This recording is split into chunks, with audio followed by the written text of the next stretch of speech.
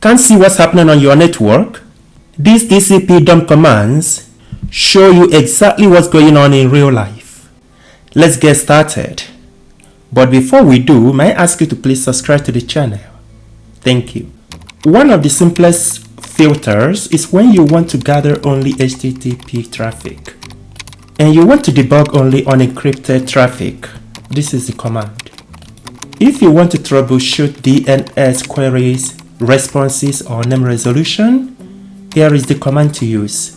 To troubleshoot connectivity or network reachability, or even if you wanted to gather UDP traffic.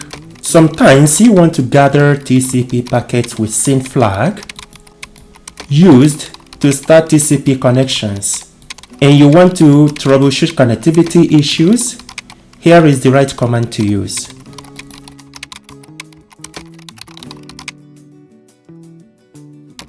If you want to gather SYN packets without the flags, this is the right command to use. You can use it to observe new connections. Here, I want to capture packets where the packet size is larger than 500 bytes. Now, I want to gather traffic to and from this very subnet. Across all interfaces, this is the right command to use. If this tutorial has been helpful, may I ask you to please subscribe to the channel?